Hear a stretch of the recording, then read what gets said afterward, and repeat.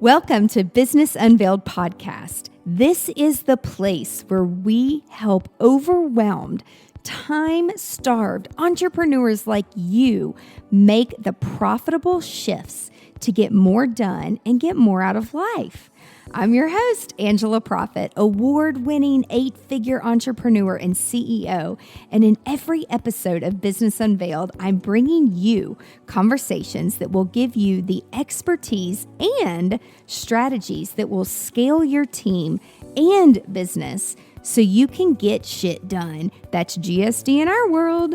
So get your time back and grow a business that helps you be present in your life. Let's do this, y'all.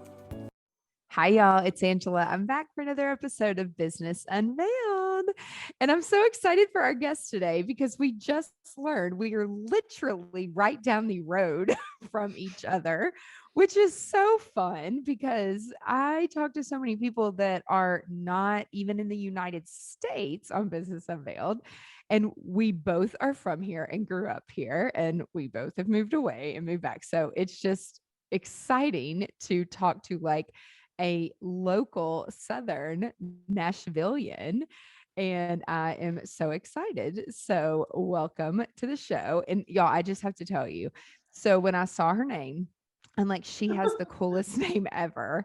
Like, I can't even imagine, like from a branding perspective, like I would come up with a rap song with it. Oh my God, why haven't I done that? That's a great idea. And then I'm like, hey, Ray. And she's like Leah, like Rea. Rea. See? Like Leah. Yeah. Rea like Leah. And so it's like from a branding perspective, like coming up. So one of the guys I talked to today, his name is Klaus, but everyone calls him Claus. He has a big beard. And so they call him Santa Claus. And he's like, my name is Klaus, like mouse. Yep. And it's like you almost have to work it into your branding. I've actually thought about respelling my name phonetically. So people like it's just going to be Reeuh, like Rea Frey, not Rea. Rea. And then is your last name your married name? No, that's actually it's like my author name. So it's my maiden name. And then my married name is Holguin, which is really Olguin. It's a Spanish name. So you can imagine, like, I'm just screwed, like no matter. Either way. Yeah, no one gets any of my names correct, but that's okay. Oh my gosh. Well, I feel like I have a pretty easy name, but somehow, some way, no way, people misspell profit. They're like, is that your real last name? I'm like, yeah, there's 2 F's and 2 T's, not 1 F and 1 T. And if it was a branding thing, I would spell it the right way. Yes, like it means money, not exactly. like, that it was a married name from an ex-husband. That's not why I married him. But it's just funny how people like don't know how to pronounce. It's like you look at it and then you put the Southern draw into it. Yep. And then it's like even worse. So anyway, welcome to Business Unveiled. I'm super excited that you're here because what you talk about and what you do is so neat for anyone that is listening or watching this. Like, I feel like if you own a business or you are a personal brand, which every single person in the world is literally a walking personal brand, it's just up to you if you want to expose it or not. Absolutely. But getting people's voices out there and getting people heard, so many people, they want to write a book or they want to do content or they want to do YouTube podcast and then turn it into a book.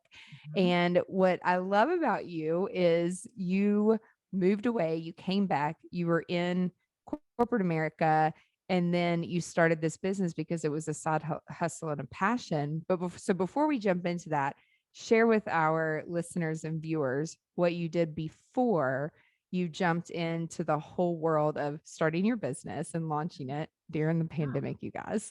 Yeah. And then like helping people like get their voice like into an actual book. And there's a lot of different ways to do it. So definitely. I'd love for you to share your background. Yeah. So actually I've never been in corporate America. I have never worked a 9-to-5 job in my life. And that is very interesting. Ah, So I'm a total creative at heart. I went to school for creative writing in Chicago, minored in journalism and psychology. And then I actually wrote a novel that got published when I was 22, and it was a disaster. wow. I was in such a rush to get published. I wanted to be like my professors and, have a book out there, that I knew nothing about the business. I knew nothing about getting paid. I knew nothing about what it meant to be an author. And 80% of all people want to write a book, but so few of us know what it means to become an author. We're thrust into this world and we're just so happy to be picked. And we go in blind. We go in completely blind. So I had this experience that was so scarring as a fiction writer that I walked away from fiction for a decade and I pivoted to nonfiction. So, as much as I love writing, I've also always been into health and wellness. I was a personal trainer for 15 years. I was a nutritionist. I co owned a gym. And I would do a bunch of like side gigs, like editorial gigs. I would do freelance gigs for corporations, but I know myself and like I'm like, nope, I can't. I can't be in corporate America. I'm a true creative. So I dabbled in all aspects of writing, all aspects of the industry. And I ended up getting 4 nonfiction books traditionally published. And I realized, like, okay, I can get published, no problem. But I didn't understand what a personal brand was, or building an author platform, and how you needed that to translate to sales. Because unfortunately, writers can't just be writers. We have to be social media wizards and branding experts and salespeople. And so, book by book, I kept learning, learning, learning, learning. And fast forward, long story short, I was working 3 jobs at the end of like 2016, and I was desperate to write a novel again. I wanted to return to my first love, which was fiction. And I was in an airport. I saw this mother daughter having a horrific exchange. I got an idea for this book. I went home. I quit 2 of my jobs that very week.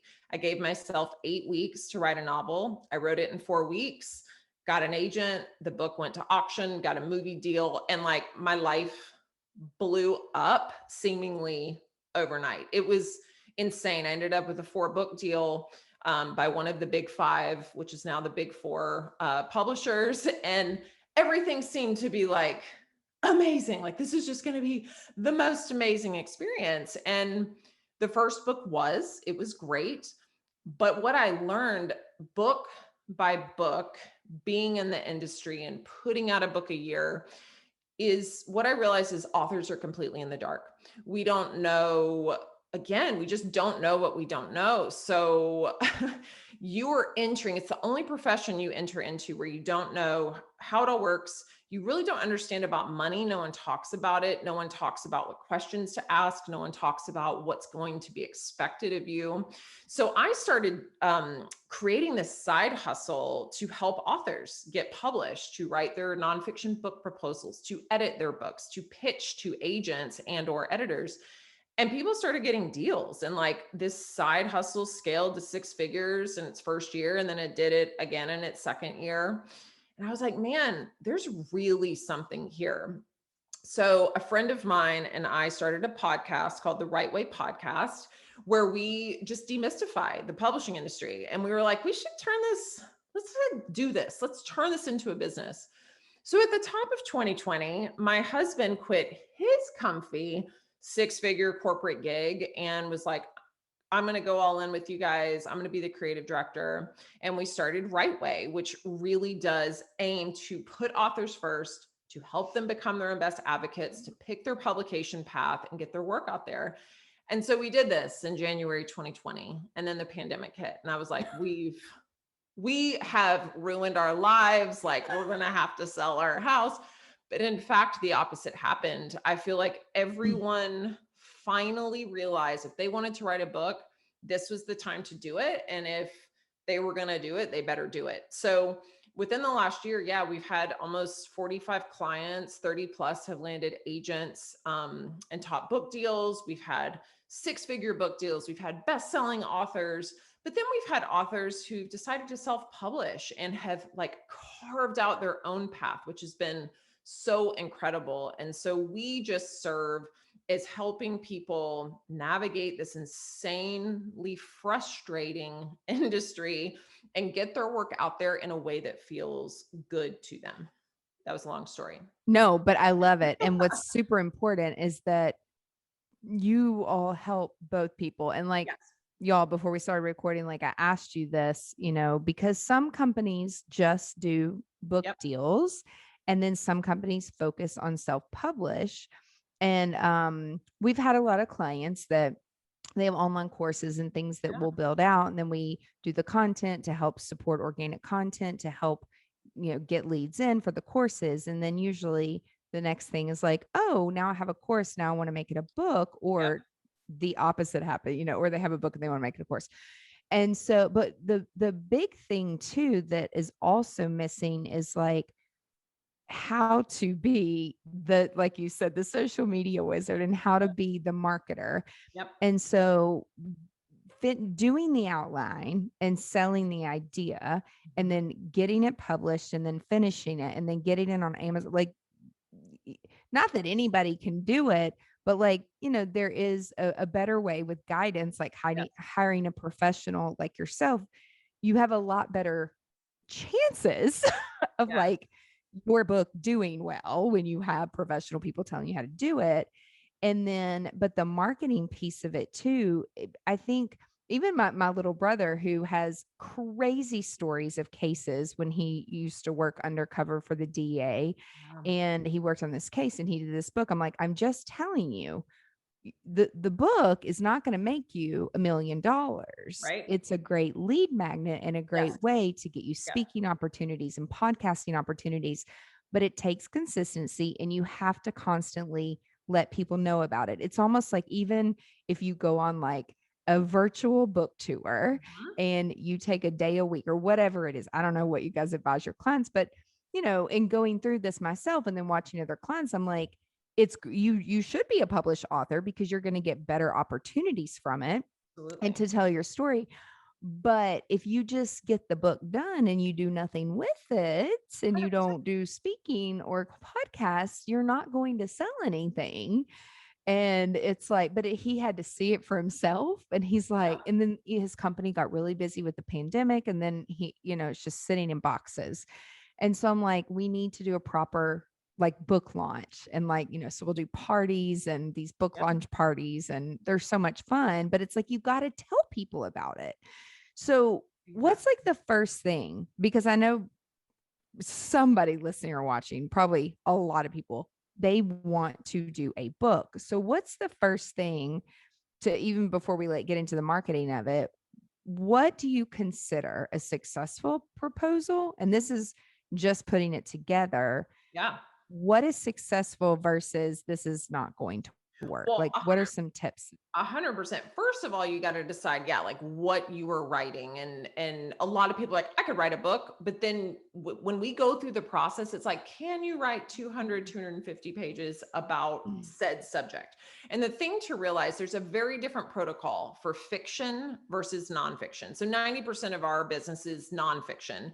And your book, like you were saying, it really is a tool to help spread your message. It's not the entire message. And it's also something that you can promote forever and you can sell forever. So in the traditional publishing world, they go hard and promote your book for 2 weeks, maybe 6 weeks if you're lucky, and they move on. So with us, and I know we'll talk about marketing, but we actually in our proposals create a year-long marketing campaign based on the sales cycle of a book. So we start 6 months pre-launch all the way to 6 months post-launch. But what I love, because I'm so old school, I don't like social media. I want to just like go back to flip phones and handwritten letters and call it a day. I mean, so much so. But where we start with authors is figuring out what you really love to do when it comes to marketing, and then ditching the rest and creating a marketing strategy that feels really good to you. But first things first, with figuring out like, do I have a sellable idea. When people come to us, they first fill out a very detailed intake form. I want to know how much they've thought about their book, who their competitors are, who their readership is. And these are the things that you should be thinking about, not just like what your book's about. It's really more about what problem your book is trying to solve, how you are going to solve it, and who you're solving it for. And that's really where we start. And before anyone ever engages in a book proposal, we get into the big why. Why do you want a book? Because sometimes traditional publishing is not the path. Traditional publishing can take 12 to 24 months for your book to come out. They are going to take, they have the rights to your material. You don't often get as much money on the back end as you would with self-publishing. So we go through all of that stuff. And then if someone really wants to engage, we build out an extremely robust book proposal that entails so many different pieces and parts: the overview, the audience, your comp titles, author bio, marketing strategy, chapter breakdown, and 3 sample chapters. So by the end of it, it is 100-page, usually, sales tool that you will use to sell your book. And that's the difference, is when we're engaging in this, it's not your book. This is the tool to try to land an agent that will then try to land an editor who will actually buy your book. So when we're going through that process, we're really, really diving into the strategy of what your book will become. But whether you're self-publishing or not, I always say for people to dive into a proposal, because I see it all the time. I'll get clients and they'll be like, I've written a book, ready to go, ready to publish. And then we dive in. I'm like, there is no sellable hook here. There is no, you don't even know who you're writing for yet. So we're all in such a rush to get our work out there.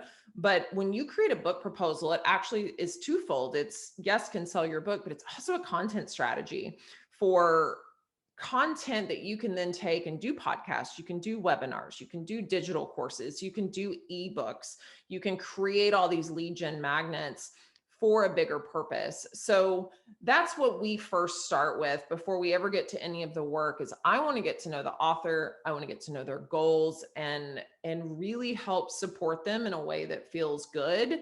And it's not this like romanticized version of how it's going to be an author and I'm going to sell 1 million copies. Like, that can happen, but we got to figure out like what path is right to get you there in the first place. And it's not going to happen by accident. Well, And if you talk to most New York Times bestselling authors, it's so frustrating. I do so much like research on like gender disparity work in this industry, and just, how people hit it big. Every single person I've talked to has been timing and luck, or they've bought their way onto the list. Isn't that crazy? I'm like, well, that's not a strategy. no, I do hear a lot of people say that they bought their way, Yes. which can you give us a little, for people who don't know what they don't know, and this was me a few years ago. I'm like, what do you mean you bought your way to the best-selling top blah, blah, blah, blah, blah. Yeah. Can you just touch on that? What that means? Becoming a bestseller. So that is the, crown jewel of being published. If you're not a best-selling author, then why even try? We are so results focused, which drives me nuts as well. So to be a bestseller today could mean so many different things. So there's Amazon bestseller, and that's actually, it doesn't really mean what it used to mean, but there are all different kinds of strategies you can use to get you to #1 in your category with certain ads and certain, placements. There are companies that do that. You can do that yourself. Drop prices. There's something called BookBub. You can drop your book down to $1.99 or 99 cents, sell 10,000 copies in a day and become a bestseller. So there's that strategy. And then you have other lists, like the lists that I love are USA Today, Wall Street Journal, where you can become best-selling authors. You sell 7,000 books in a week, sometimes 3,000 books in the first week, and you can organically become a best-selling author. Now, there are ways and people and strategies to buy your way onto that list. So you would, purchase a certain amount of books, it goes towards total sales. There's a crazy strategy, but people do that all the time for the New York Times, and it can cost anywhere from like $40,000 up. And so when I first became an author, my editor was like, don't even think about the Times. It is such an elitist list and it is so hard to crack. But then I know authors who've organically made their way onto that list. But if that is why you were doing this, to hit a list, to get noticed by, so and so, like get picked by Oprah or get picked by Reese's Book Club, or to, whatever it is, I will say, like, those moments are so fleeting. And if you are going to write, now, if you're nonfiction, you're often not a writer. You're usually a leader, an expert in your space. Focus on the work and use the book as a tool, and don't focus so much on that end result, because it comes and goes and then it's on to the next shiny thing. And I always say that, like, there is no there. There's no like spot where you're like, well, now I've achieved it, so I'm good. It just doesn't work like that. So I think when you decide to really learn and figure out what works and what doesn't, and what really, you had a spike in sales this week, like what caused that? And that's the single biggest thing. Like, so many authors don't check their numbers. I'll say there's a thing called Amazon Author Central where you can log in, you can check your sales every week. I ask my clients or authors all the time, how'd you do this week? And like, I don't know. I didn't look. I don't want to know. And you have to know. You have to know your numbers. If you were in business and you just like, because it is a business, your book is a product, this is a business. So you have to know everything about it. And so many people are just like behind that curtain, like, I don't want to know. Don't tell me. I'll just guess.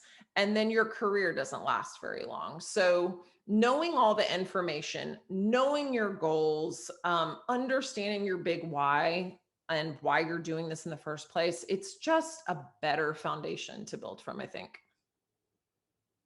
Yeah. And can you also elaborate a little bit on because there is a huge difference. I mean, even I feel like there's even more of a difference between like a nonfiction and fiction, yet true, not true, whatever. But Yeah. specifically, like the people that we work with, they are experts. Yes. And so a challenge that I see, and even with some of myself, like from a productivity perspective, it's like, I just want to be cut and dry, tell you what it is, how to do it.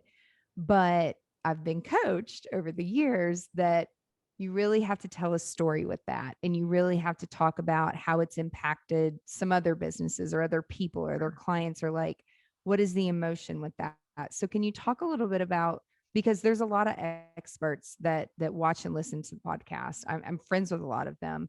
And your book really isn't going to sell and again, this is from personal experience. Yeah. Where can you talk about, like, in the expert space, how important it is to like be human?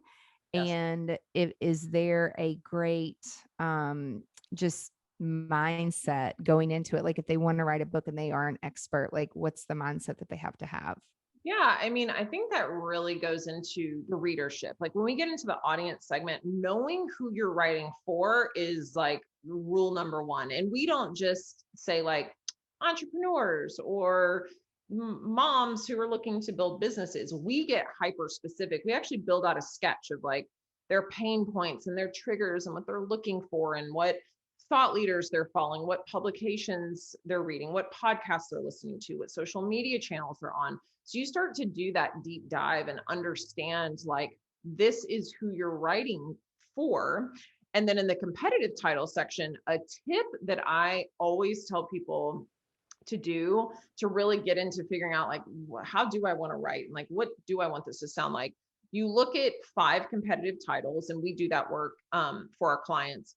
But when you go on to, say, Amazon, and you're looking up this title, go to the 1-star reviews and see what people didn't like about the book.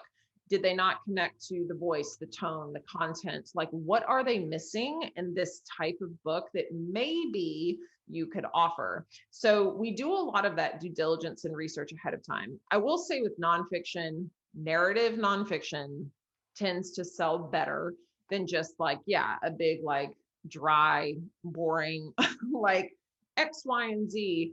You want to tell a story and you really want to connect with people.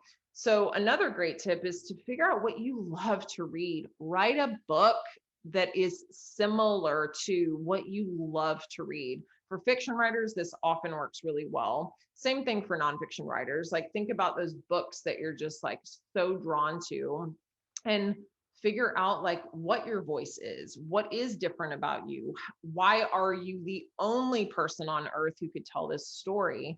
And again, that's why the proposal is so awesome, because we talk a lot about like voice and tone, and if someone wants their book to be humorous or inspirational or serious, we take that tone throughout the entire proposal. So when we get to the sample chapters, the agent or editor will know what to expect.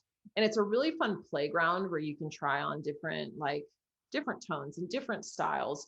But that's why that process is there, so you can kind of figure out like what feels natural, because most experts are not writers. And so a lot of people they'll hire us to end up ghostwriting their book or co-writing their book or giving it a heavy edit. And that's okay. It's about getting the message out there. You don't have to be the most like amazing prolific writer. You just have to get clear on your message and what it is you're trying to say.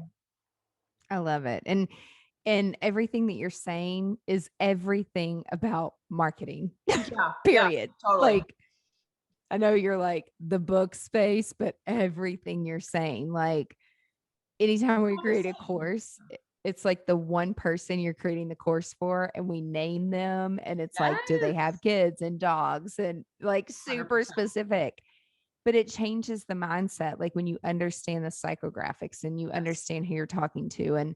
And some people who exactly what you said a few minutes ago, like you just want to hurry up and get it done. Yes. That doesn't work. Right. And so then you've wasted a bunch of time, which your time is priceless and precious, and you can't get it back. And for some people, it's not even about the money as it is just to finish a goal that they had for themselves, to just to do it, or like a memoir for their kids or their grandkids that don't exist yet. Maybe, it just, everyone's goal is different. So I know that you talked a lot about like things that you wish maybe that you would have known, like going into this, because it is kind of like, it's not like you put on your goggles and you get in perfect waters and it's like everything is clear. It's like so foggy. And sometimes like you can't see anything. Like, you don't know what you don't know. Exactly. So if there's things that are like one thing that you want people to know before starting to write, what would that one thing be? I think one giant misconception that I had and everybody has is you think if you get a book deal that, number one, everything's going to be different, which it's not, but that the publisher is really going to have a hand in selling your books. You will end up selling every copy of your book, regardless if you are self-publishing, hybrid publishing, or traditional publishing. And knowing that going in, like, yeah, you might have a great team around you, but you are responsible for moving copies of that book. And one thing I think to help people realize that, so a publisher is not selling to a reader, they're selling to the bookstores, to the retailers. Like they're basically like your printing press.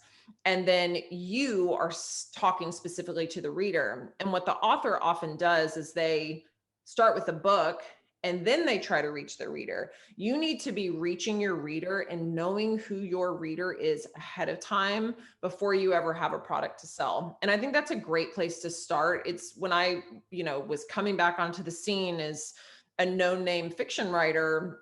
My book was coming out in 2018. I got the book deal in 2017.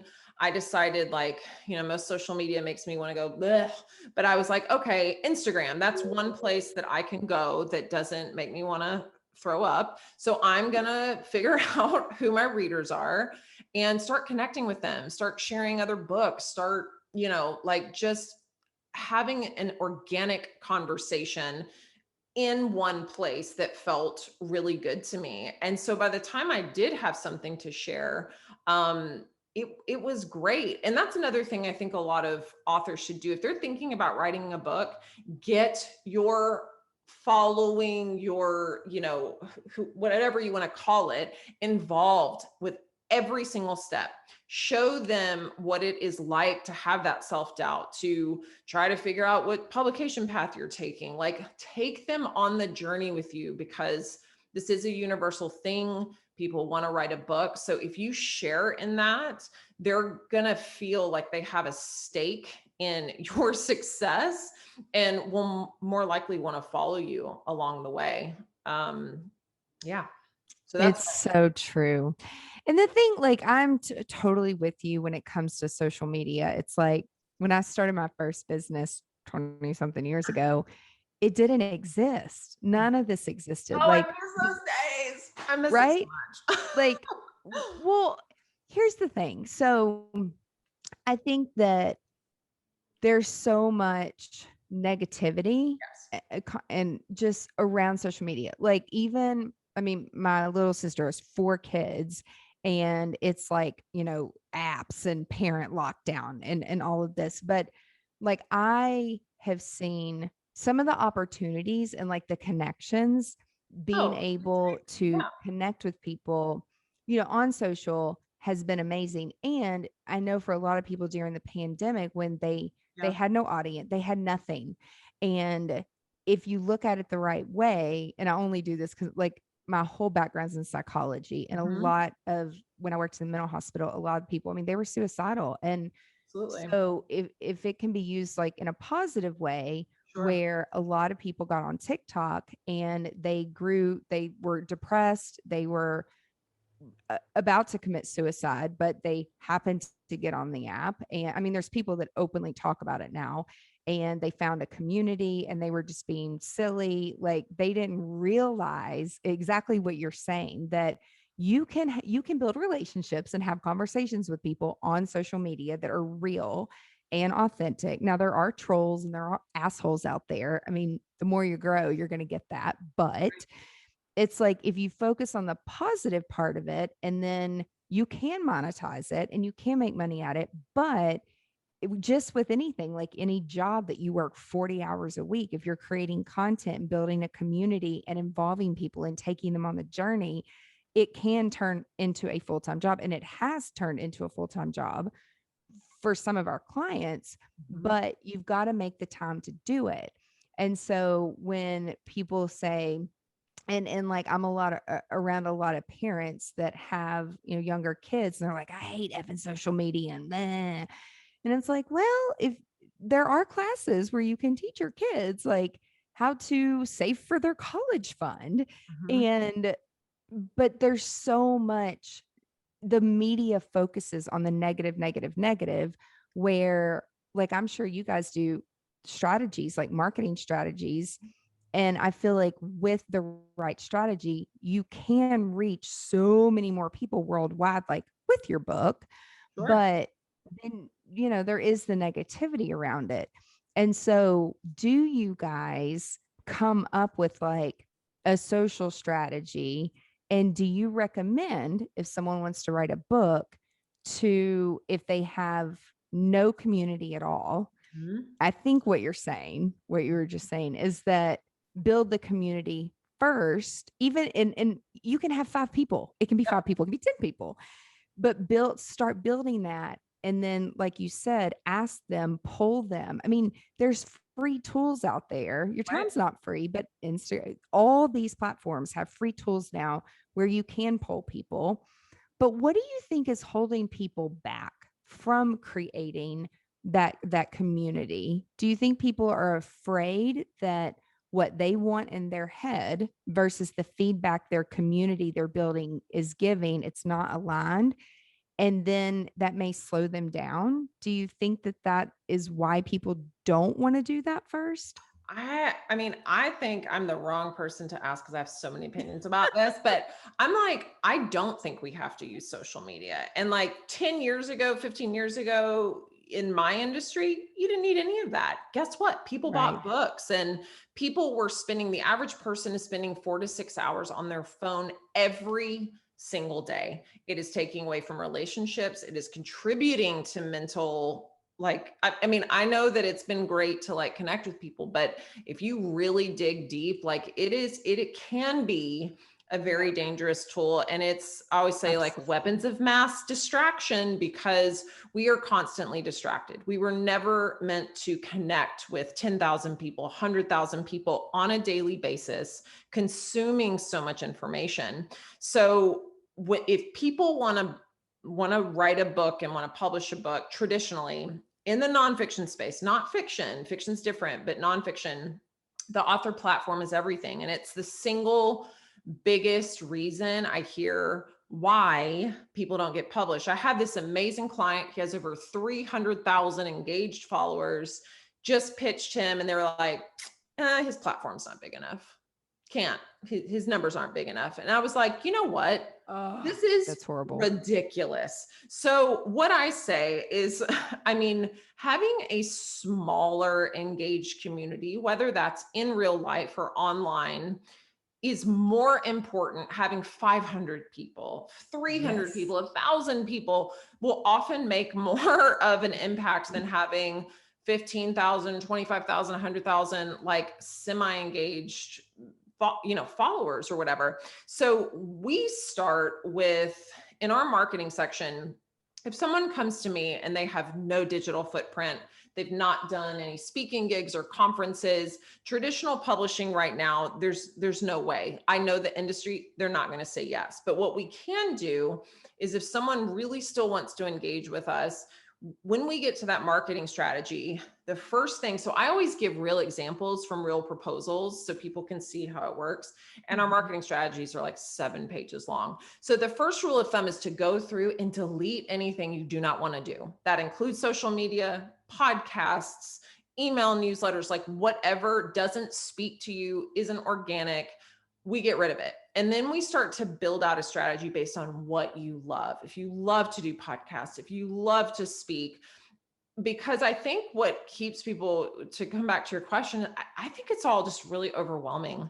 Yeah. And it's like, oh my God, there's like so many things I could do, that you get paralyzed. And I do it with every book. Like my next book comes out in February, and I'm like, wait, what? How am I going to do this? How am I going to approach the launch? Like, it's just this, it's really, really overwhelming to think about it. So I think before people get published and before they ever even start, it's such a beautiful place to be, because you can approach your strategy and your launch with a very intentional mindset of focusing on 1 or 2 things that work really well, trying them out, and then you can go from there. You don't have to do it all. And I think in our world, it's like more is better, and going big's here, and I got to have a course, and I got to do this, and I got to do that. Like, we've built our business to a multiple 6-figure business with no social media, no digital marketing. We are completely word of mouth. We are referral only. Yeah, we could grow and be huge, but like, we're doing it in a way that really speaks to us. We have the podcast, we have our newsletter, and that's it. We don't do anything anywhere else. So it's really interesting. Like, I would say, if you don't want to do something, don't do it. And then get really creative and do, like, just focus on the things that you love. Well, and something that's really important that you said is, like, you don't have to be everywhere. No, but having one outlet where you can build that community. So if people hear about you or hear about your book, you have the podcast, like you have something that is providing content to where people can come into that community. And so having one thing, like most people that come to us, they have already a very established platform, but for newer people, I agree 100%. It's like, pick one place where you think your people are. Exactly. And then build that, because one year back when I did a lot of weddings and events, we focused on Pinterest for 1 year, and I spent 1 hour a day. And then I saw how it was growing. And then we hired a team member, and then we had an intern that started to really grow it. And it's like, if you just focus on one thing, it will grow. But And again, the yeah. consistency really, really, really, Well, really the consistency is everything. And one thing I love to do is like, okay, let's pretend that social media just imploded tomorrow. Like, boom, nope, can't promote, cannot promote in any way on any of the platforms. What would you do then? And coming up, I love thinking outside of the box with my clients. I love like problem solving. And it's so much more fun to get back to like, I don't know, just thinking outside of the box and doing things differently than everyone else, looking for like that next way to market or the next thing that's coming along, and doing that if it feels good for you. And for me, I don't know, I like spending time on the things that I love and just leaving the rest because it's not applicable to my life. And I have a 9-year-old daughter, I have a business, I have a husband, and I'd rather spend my time like hiking on a weekend than scrolling through social media and building my following. But that's just me. I'm also, almost 40 and from a totally different time. but I've gotten really real about that. Like what is important to me in this and what isn't. And I don't necessarily need a giant multi-million dollar business because I know what it's going to take to get there, in terms of being everywhere and being huge. So I'm a little bit old school with the way that I approach business and marketing and growing slowly and intentionally and making sure it fits in with your life. I love that. And another thing that you said that's really important too, because again, some people, and that unfortunately is like the world we live in, where some of these big brands, they're like, oh, you don't have a big, like your numbers. Like, And oh, it's the like numbers, the the numbers. vanity metrics. I'm like, It's vanity metrics. It's yes, ridiculous. 100%. And I'm like, I'd rather have 10 people follow and listen and act on whatever I'm Yes. doing rather than a million do nothing. Yes. A like doesn't always, it doesn't pay your bills. No, it doesn't. Right. And the smarter brands are looking at the engagement, and Yes. it can't, like you said, it can be a full-time job. And don't do the things that make you uncomfortable. But to grow, sometimes it's like get comfortable Absolutely. being You got to be uncomfortable. uncomfortable for sure. But I think like if But you're, yeah, if you're, if people want to know more, it's like, go read the book. well, yeah, Read the exactly. book. I mean, and that's the thing too, is like when you have a book, which is like your business card in many ways, you can do so many fun things, and there are great strategies. And yes, we really help. I say we're not like into book marketing. We don't market your book for you, but we do give you the roadmap where if you want to hire a publicist, if you want to hire a digital marketer, if you want to hire someone or have someone on your team, you could just hand them that strategy and then they can kind of take care of it. And that's the other thing I would say is if you don't want to do a lot of this stuff, there's some great people out there that can help, but also don't be afraid to kind of problem solve and think about things differently. I think we're just so used to now it's like, well, everyone's on TikTok, so I'm going to get on TikTok, or everyone has a course, so I'm going to create a course, or do it if you want to, but yeah, like really getting back to that process time and thinking deeply instead of just reacting and putting things out quickly. Slow down. Just slow down. That's what I would say to my younger self. Like, slow down, do more research, get your data. Like, there's no when rush. you're like, know your numbers. And I'm like, oh my God. It's like, again, to remember things in school, I'd like make up rap songs in my head. And it's like, we got to come up with something about multiplication. Yes. Like, we have to know our numbers. And that, again, with marketing, that's everything. So if people want to connect with you, would Instagram be your favorite platform? Yeah. So I don't have, we started like a Writeway. We tried that for our business. I was like, nope, not doing it. So I'm just at my name, REAFREY, Rea Frey on Instagram. I'm deleting Facebook. I already deleted Twitter. But I really say, our websites, I have a personal author website at reafrey.com. And then our company, Writeway, it's Writeway, WRITEWAYCO.com. So writewayco.com. Everything is there. We're actually putting on our first retreat in September. It's less than 48 hours on a beautiful property in Franklin, over 80 acres. And for people who want to knock out their book proposal in a day and learn about which path to publication and pitching and strategy, we are doing a deep dive in less than 48 hours to get it done. So it's a real like DIY at a third of the cost of our, VIP packages. So super excited about that. That's amazing. Yes. And we'll have to make sure that we have that link. Awesome. And Amanda she'll put all the stuff in the show notes for you guys. This was so helpful and so awesome. Thank you so much for today. Thank you. And we have to go get coffee since we're Nashville buddies. Right. Right. And everyone that's listening and watching, thank you so much for being here. And be sure to tune in next week to another episode of Business Unveiled. Bye, y'all. That's it for this week's episode of Business Unveiled.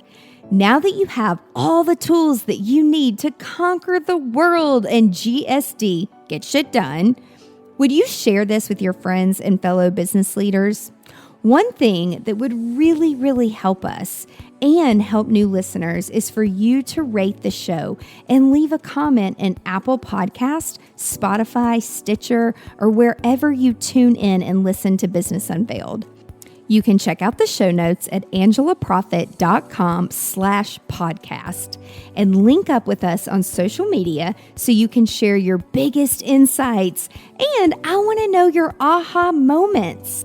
Until next week, remember, the profitable shifts and structures you're creating in your business help you be more present in your life. So get out there and GSD.